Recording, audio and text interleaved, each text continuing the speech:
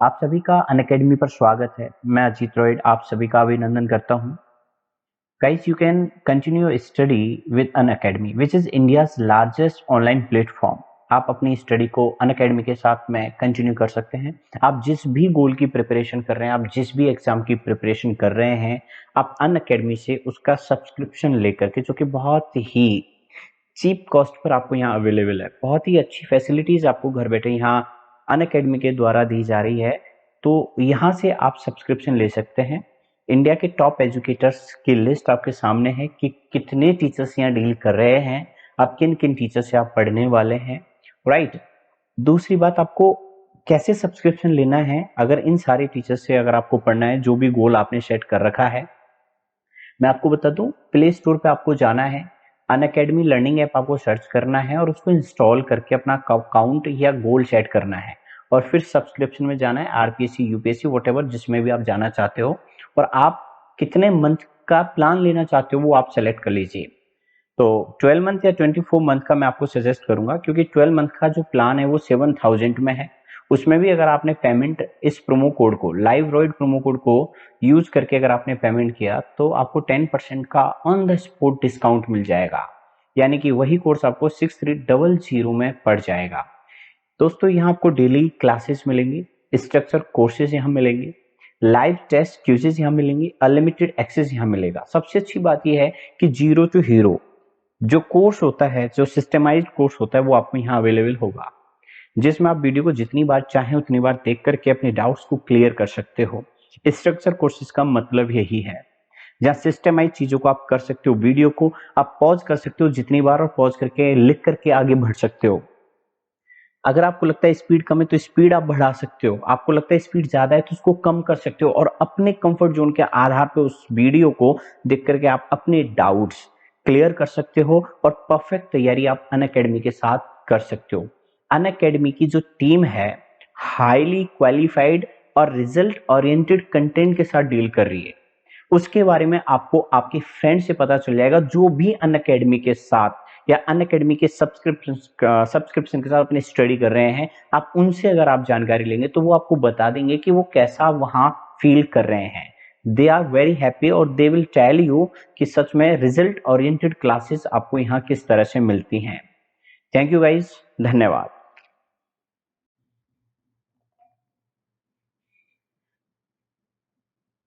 ये तो लोगों का वहम है जनाब, वरना खुशियां अमीर की मोहताज नहीं होती।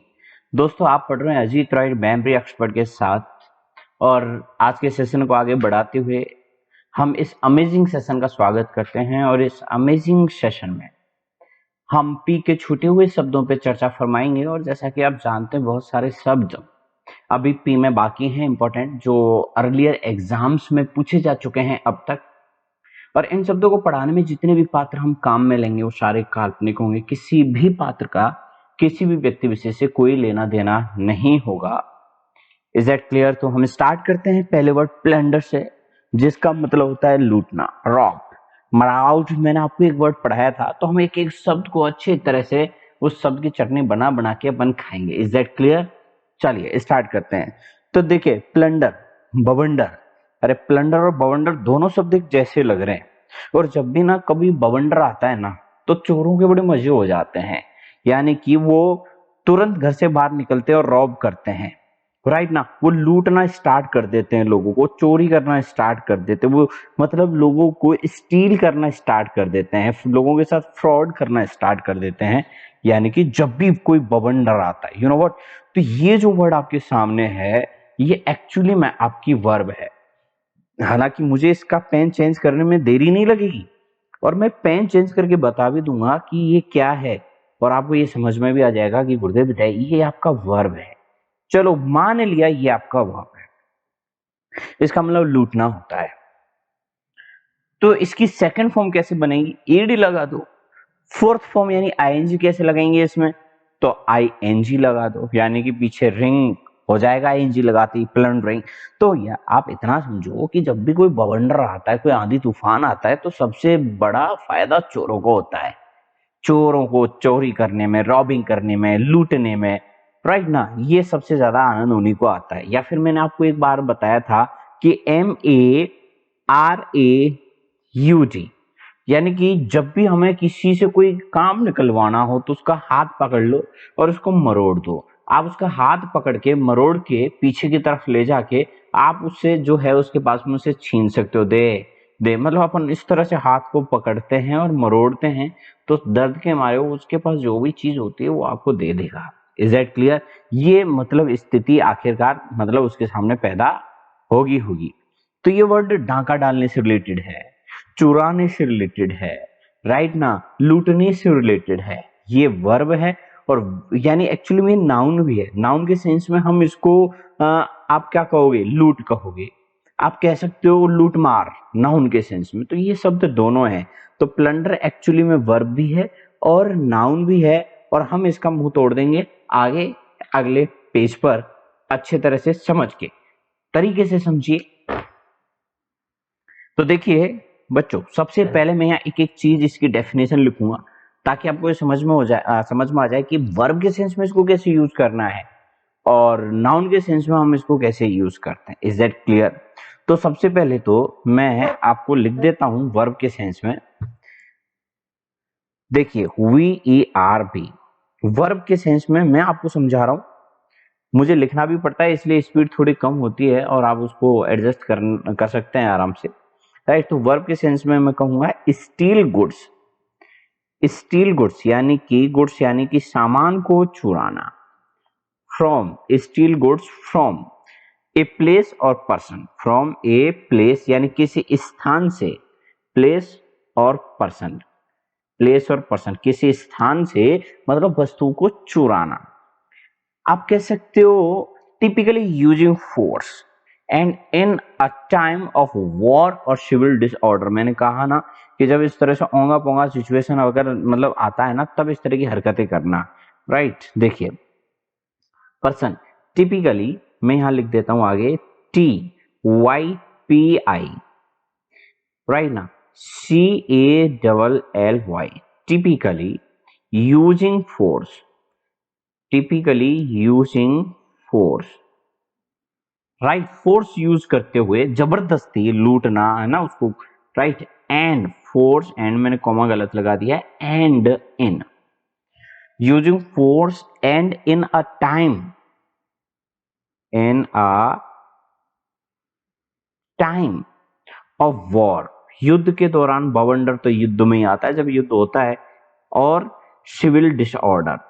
तो ओवरऑल ऐसी स्थिति में लूटपाट जो होती है, राइट, उसके लिए हम ये यूज करते हैं प्लंडर। बवंडर आ गया, अरे अरे बहुत तगड़ा वाला आंधी तूफान, बहुत तगड़ा युद्ध विद्ध मच रहा है, राइट ना। तो ऐसी स्थिति में तो हम इसके एग्जाम्पल के लिए बिना देरी किए हुए इसका बढ़िया प्रॉपर एग्जाम्पल ले सकते हैं। जैसे लूटर्स मूव्ड इनटू, देखिए looters moved into the disaster,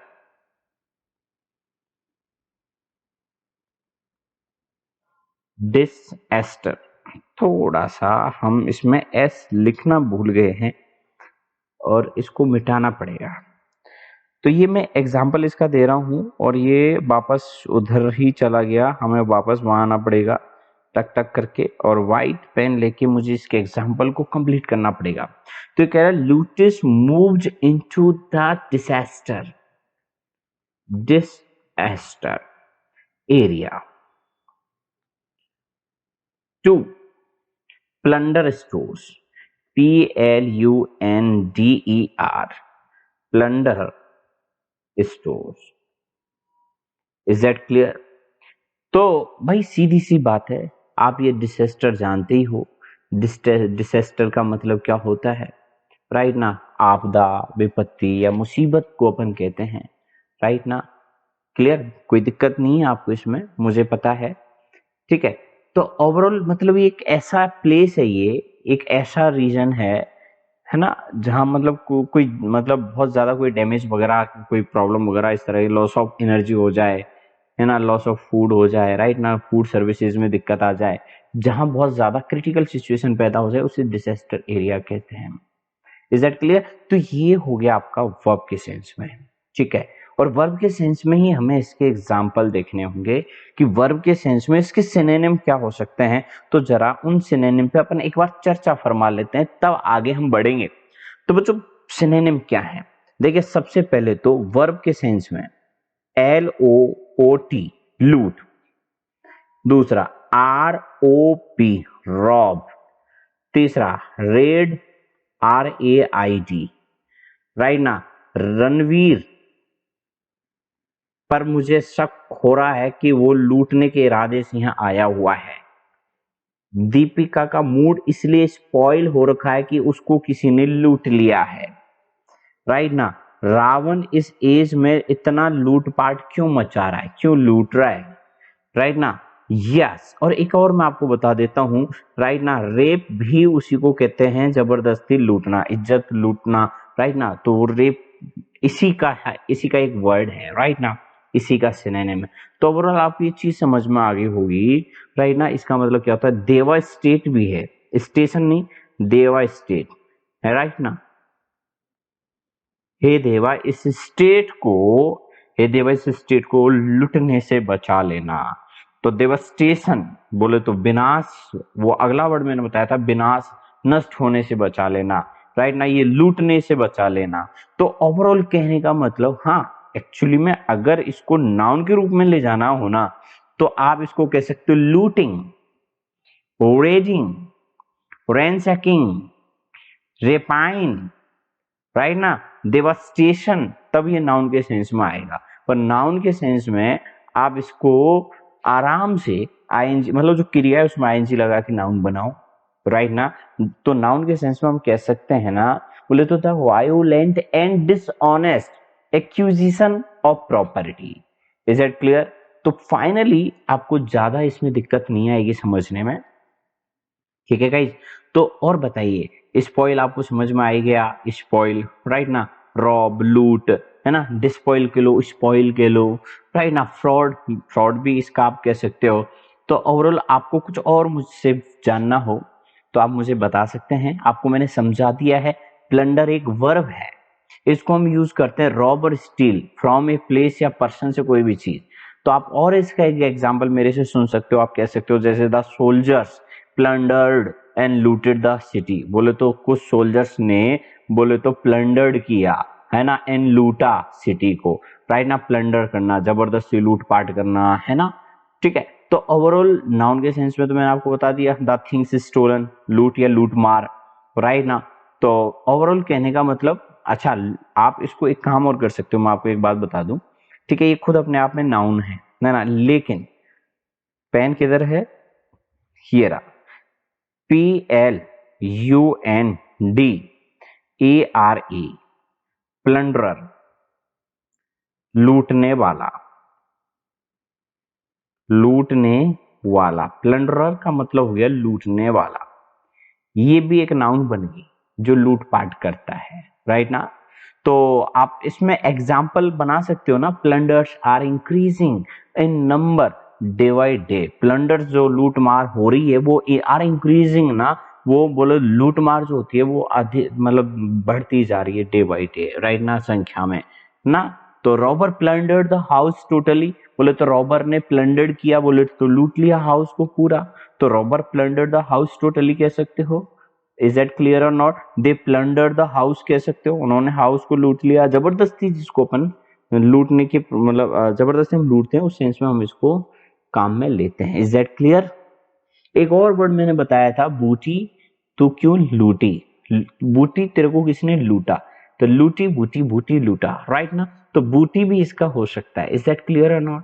तो फाइनली इस वर्ड को हम ज्यादा टाइम नहीं देंगे, आपका माथा पक जाएगा और आपको भी फाइनली समझ में आ गया ना। इसको जबरदस्ती चुराने के सेंस में, लूटने के सेंस में, राइट ना, अपन काम में लेते हैं। तो चुराना इसका एक थोड़ा हल्का फुल्का हो जाता है, बट इसका जो ज्यादा स्ट्राइकिंग, जो नजदीकी, जो चाचा था उसे पारिवारिक है इसका, वो लूट, रॉब, रेड, रैंसैक, डिस्पॉइल है। मंच, पोडियम का मतलब मंच होता है, कौन नहीं जानता है इस शब्द को, राइट ना, कि पोडियम पे खड़े होकर के या मंच पे खड़े होकर के या स्टेज पे खड़े होके या प्लेटफॉर्म, इस प्लेटफॉर्म पे खड़े होकर मुझे मौका मिल जाए क्या खूब होगा। यू नो व्हाट, स्टेडियम पर मोदी ने ऑडियो सुनाया। तो भैया पोडियम, राइट ना, पोडियम आप जानते हो भाई, पोडियम पे खड़े होके, मंच पे खड़े होके ही भाषण दिए जाते हैं। और ये बहुत ही प्यारा और नॉर्मल शब्द है, और आई नो ये आपको समझ में आ गया होगा और आप इस तरह के शब्दों को कर भी सकते हैं। Is that clear? तो पोडियम आपको समझ में आ गया, इससे ज्यादा मैं आपको और क्या समझा सकता हूँ। ठीक है, चलिए, पोडियम को तो अपन ज्यादा टाइम देंगे नहीं, ठीक है ना। और फिर भी आपको मैं इस 2-3 चीजें बता देता हूँ ये एक्चुअली में क्या है।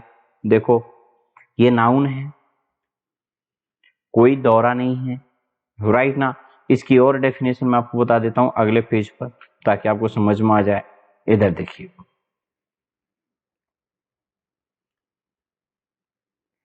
पोडियम,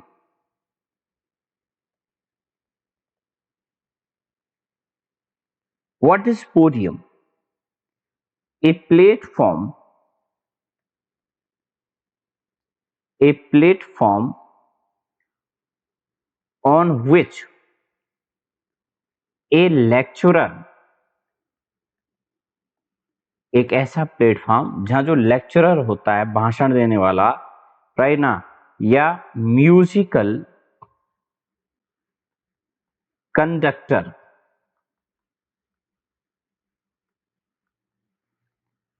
etc, इटरेक्सा स्टैंड्स, राइट ना। तो आप वापस से इसको समझेंगे और मैं आपको बता देता हूं, ये एक ऐसा प्लेटफॉर्म है ऑन विच, जिस पर, ऑन विच, जिस पर अ लेक्चरर स्टैंड्स, या फिर म्यूजिकल कंडक्टर, लेक्चरर या फिर और म्यूजिकल कंडक्टर आप कह सकते हो, राइट ना। या इटेक्स्ट्रा भी मैंने अब लिख दिया है, बोले तो इटेक्स्ट्रा, इटसेट्रा का मतलब होता है कि कोई भी खड़ा हो जाए वहां जाके भाषण दे ले। बच्चों को भी बचपन में स्कूल में बुला करके भाषण दिलवाया जाता, आजा बेटा कुछ 2 बातें बोल, राइट ना, तो बोलना पड़ता था कई बार। तो ये एक्चुअली में मंच है आपका, राइट। तो इसका एक एग्जांपल ले सकते हो, आई सा boy falling from the podium, मंच से एक बच्चे को मैंने, बोले तो फॉलिंग, गिरते हुए देखा। अब बताइए कहाँ इसमें ज्यादा आपको डेफिनेशन की जरूरत है, बात समझ में आएगी नहीं? तो बहुत नॉर्मल सा वर्ड है ये, स्टेज कह सकते हो आप इसको, रोस्ट्रम कह लो, स्टैंड कह लो, हाँ है ना। तो ये इसके सिनोनिम प्लेटफॉर्म कह लो, मुझे प्लेटफॉर्म मिलना चाहिए, तो इसके सिनोनिम हो सकते हैं। तो ये अपने आप में पोडियम तो है ही, आप इसको स्टेज कह लो, स्टेज सजा रहे हैं हम, पोडियम सजा रहे हैं, ये इसका सिनोनिम हो जाएगा। आप चाहे ये यूं कह लो कि प्लेटफॉर्म सजा रहे हैं हम, प्लेटफॉर्म, राइट, तो भी एक ही बात है, राइट ना। आपको स्टैंड, स्टैंड कहाँ है, स्टैंड, राइट ना, तो स्टैंड भी इसका होता है।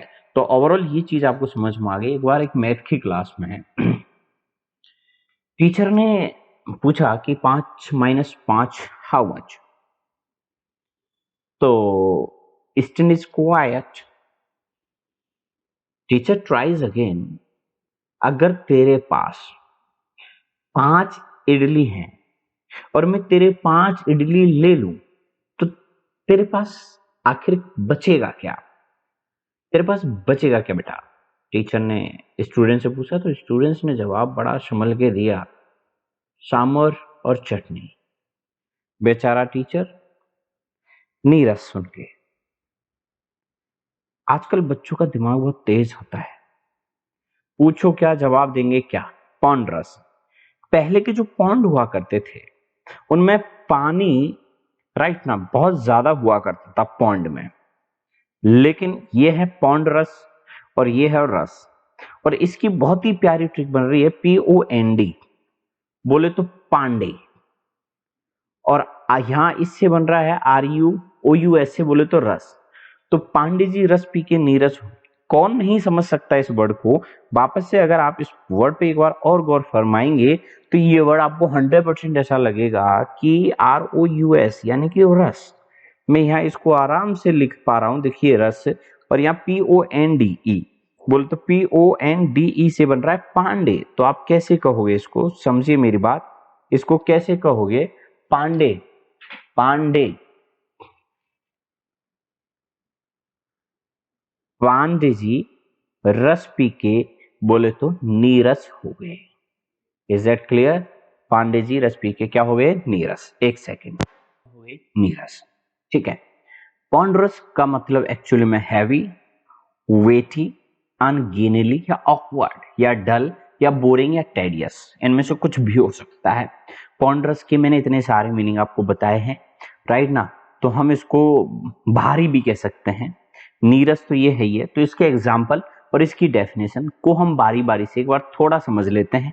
इसकी डेफिनेशन क्या है? Is that clear? चलिए हम इस पेज पे आ गए हैं जहां हम इसकी डेफिनेशन को बड़ी शिद्दत के साथ समझने का प्रयास करेंगे। तो जरा देखिएगा इस, ये एक्चुअली में पॉन्डरस जो वर्ड है आपका, ये आपका एडजेक्टिव है। मान ली बात, एडजेक्टिव, ये आपका एडजेक्टिव है। अब हम इसको यूज कैसे करेंगे? देखिए सबसे पहले मैं यहां लिख रहा हूं slow and clumsy because of great weight, because of great weight, WEIGHT, right ना। अच्छा ठीक है, मान ली हमने ये बात, इसका एग्जाम्पल देके समझाओ कि कहना क्या चाहता है, राइट ना। मान लिया हमने स्लो एंड क्लमशी बिकॉज, क्योंकि, ऑफ ग्रेट वेट, बहुत ज्यादा वजन की वजह से कोई चीज क्लमसी हो जाए। अब बात यह आती है सर हम तो क्लमसी का मतलब ही नहीं जानते। तो क्लमसी का मतलब भी वही भौंडा, बेढंगा होता है भाई, है ना। तो बेढंगी चीजें वही फालतू नीरस हैवी चीजें एक ही चीज है, राइट ना।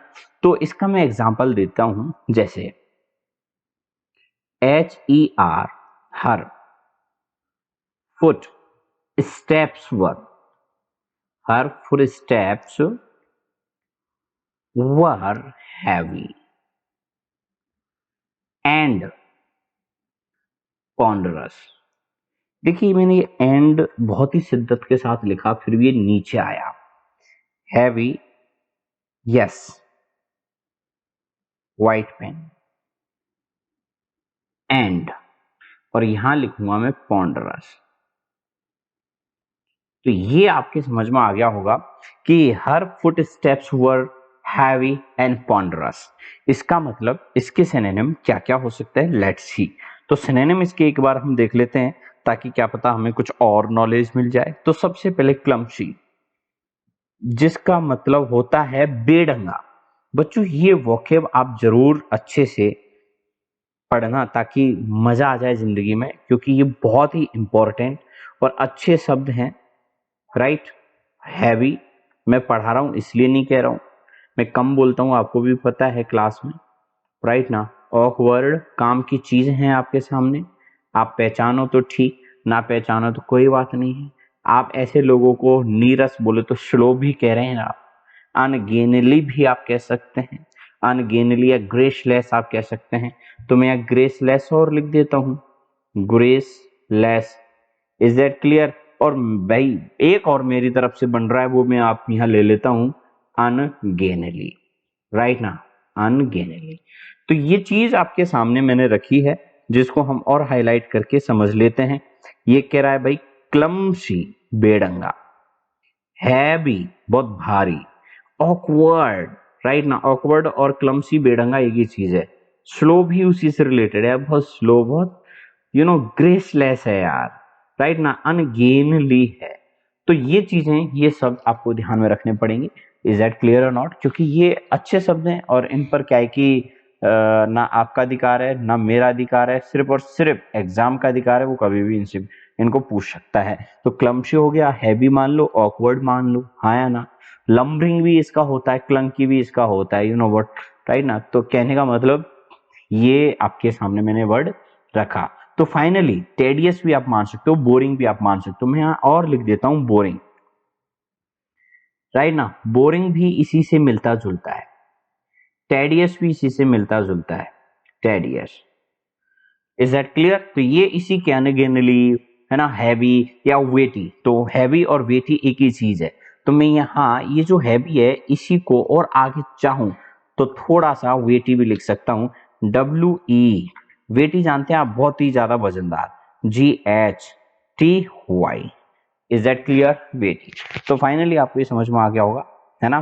पॉन्डरस एक तरह से आप कह सकते हो, इसका मतलब कहीं ना कहीं कष्ट से भी रिलेटेड है ना, कष्टदायक, राइट ना। ऐसे तो एक एक शब्द के बहुत सारे मतलब होते हैं, लेकिन कब तक अपन चीजों को ऐसे करते रहेंगे। तो एक और नीरस के सेंस में इसका मैं एग्जांपल दे देता हूं, क्योंकि इसका मुख्य मतलब मैंने नीरस बताया था, राइट ना, नीरस होना। तो पांडे जी रस पी के भैया नीरस हो गए। तो देखिए इसका example, his ponderous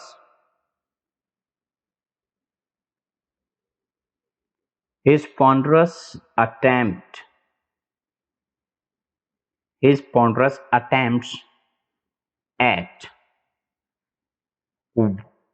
wit did not make anyone laugh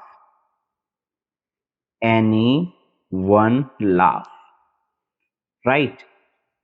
पॉन्ड्रसली इसका एडवर्ब बन जाएगा, पॉन्ड्रसली एलवाई लगा दोगे तो ना, है ना। आप कह सकते हो भद्दा, नीरस या भद्दा, तो आप इसमें भद्दा भी लिख दो एक अर्थ, ताकि आपको और भी समझ में आ जाए, राइट ना।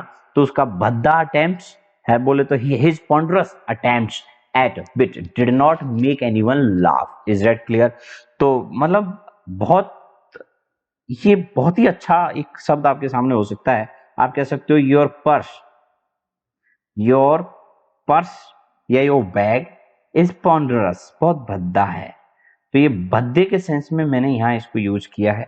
Is that clear? तो फाइनली आपको ये बात इस तरह से ध्यान रखनी है कि ये आपके सामने निकल के आ रहा है, बोले तो क्या आप नीरस, ये आपके सामने निकल के आ रहा है भद्दा, राइट ना। इसका निकल के आ रहा है वेटी।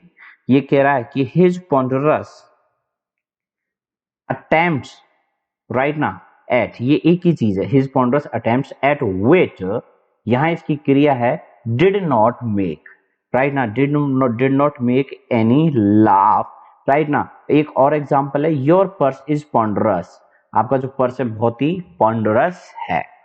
तो मैंने ये यहां तक आपको ये चीज समझाने की कोशिश की, जितना मेरे से हुआ मैं आपको बोले तो और एक वर्ड समझा देता हूं, हम और ले लेते हैं।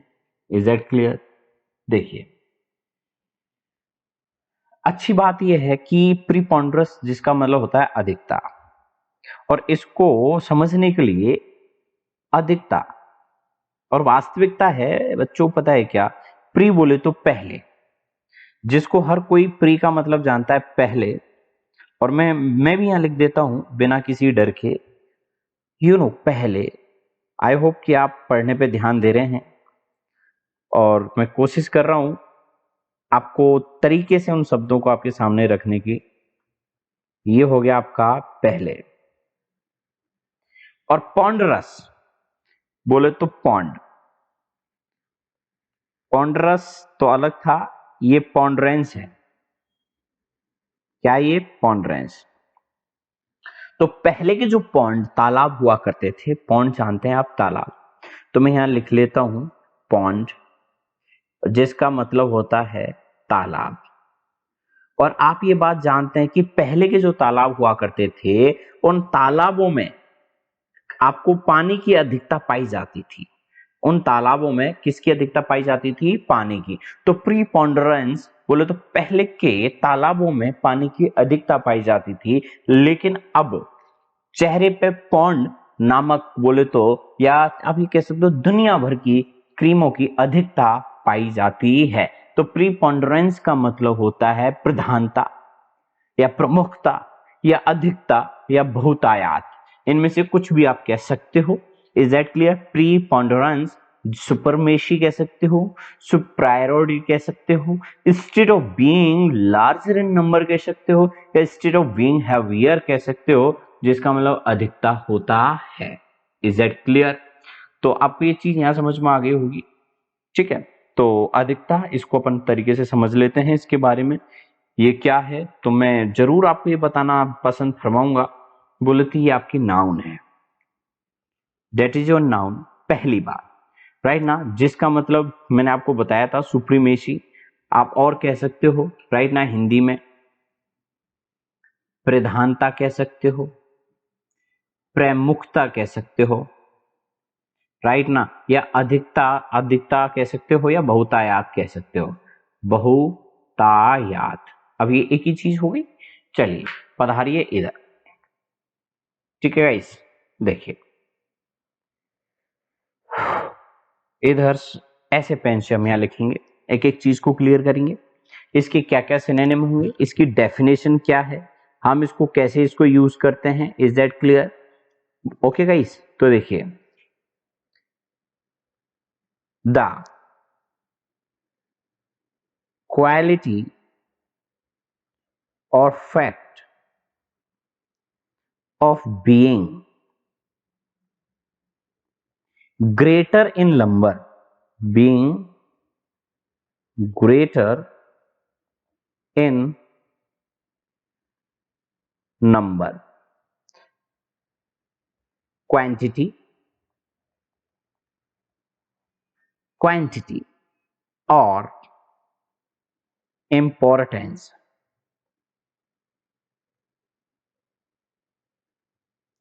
और importance, ठीक है साहब। तो इसका एग्जाम्पल आपको ज्यादा अच्छे से आपकी हेल्प करेगा समझने में, कैसे? The preponderance of women among older people. तो देखिए the preponderance,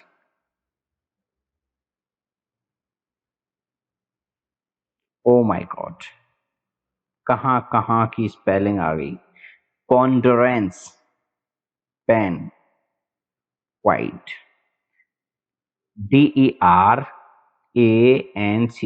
ponderance of women, women की अधिकता या प्रचुरता, among old people, is that clear? You can say like prevalence या बल्क आप कह सकते हो, डोमिनेंस कह सकते हो, राइट ना, तो बल्क से आपको समझ में आ गया होगा।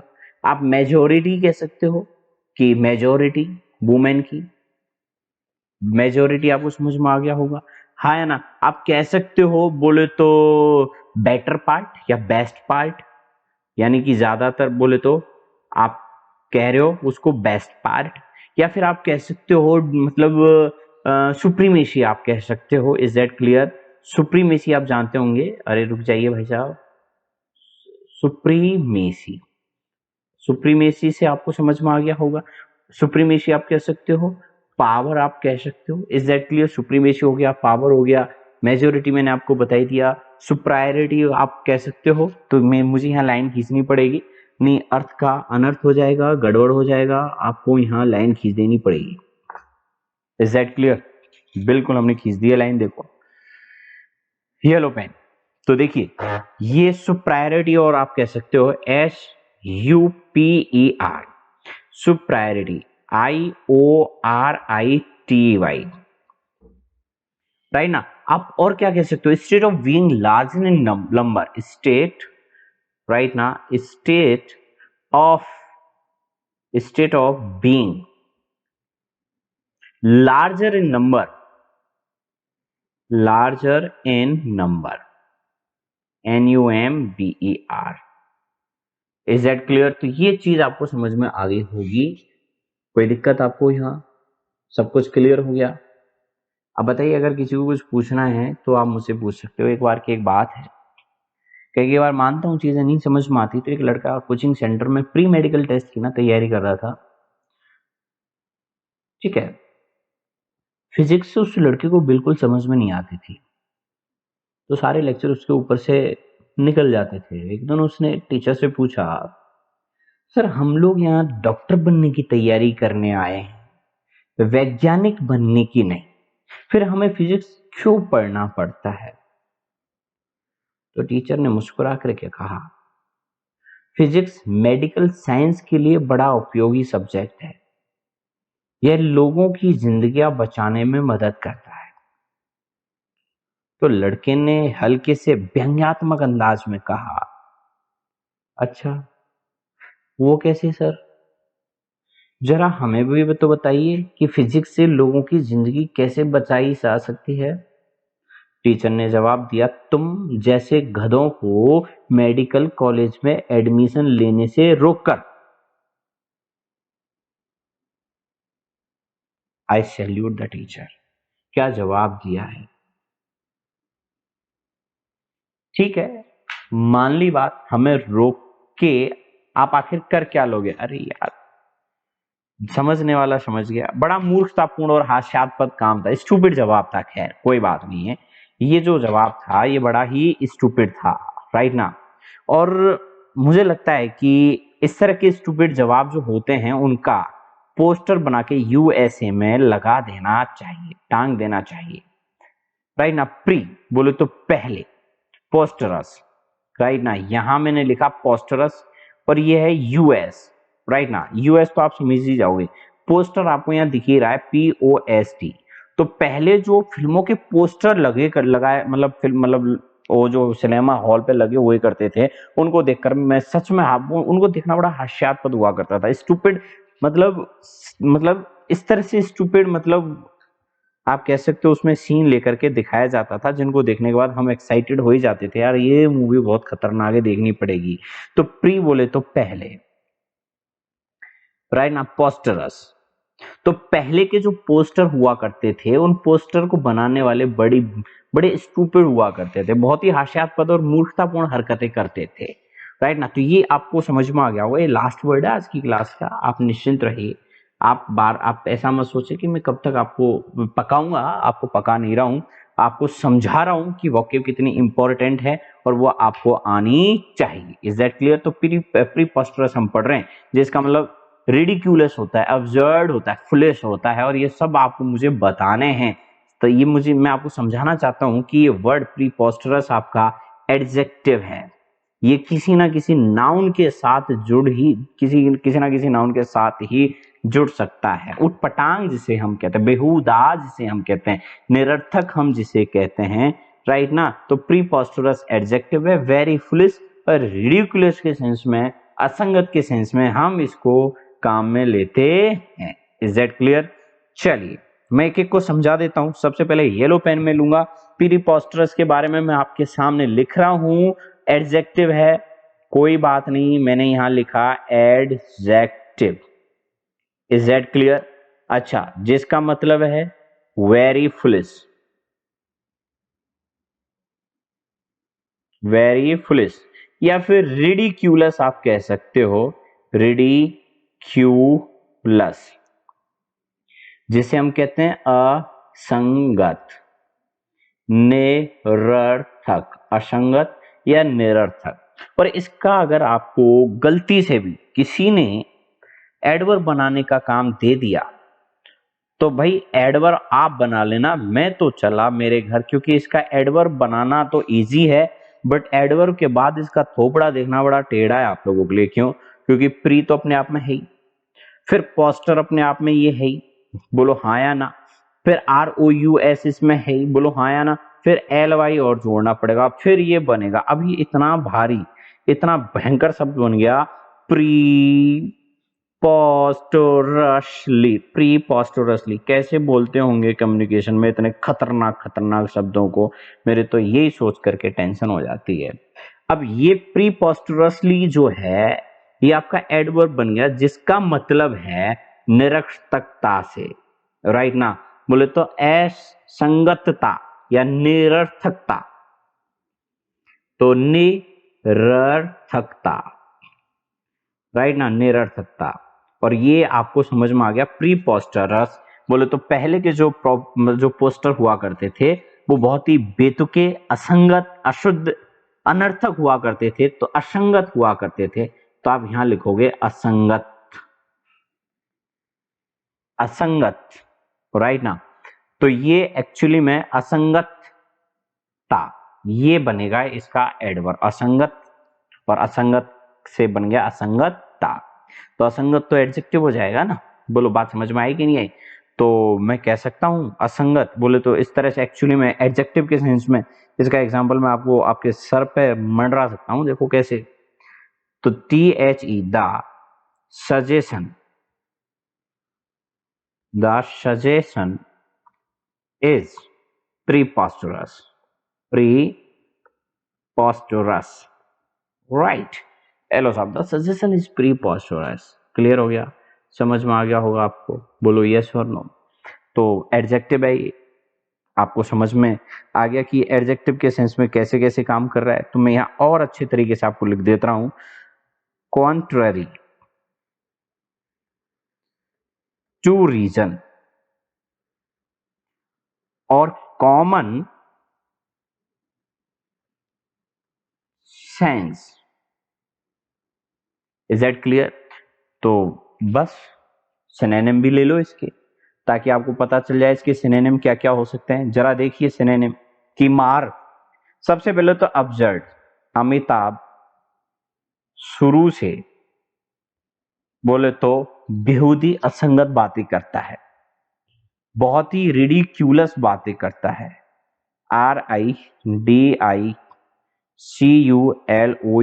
रिडिक्यूलस बातें करता है, बहुत ही फुलिश बातें करता है, राइट ना, बहुत ही स्टूपिड बातें करता है, स्टूपिड स्टूपिड बातें करता है। और क्या कह सकते हो, है ना, और ज्यादा नॉन सेंसिकल कह सकते हो, सेंसलेस कह सकते हो, राइट ना। इसको बस सेंसलेस कह दो, सेंसलेस से समझ जाओगे असंगत हो गया, राइट ना। क्रेजी बातें करना, यू नो व्हाट, क्रेजी। तो इस तरह से आपने ये सारे शब्द समझे, राइट ना। इसके सिनोनिम मैंने आपको बताया और इनको याद करना।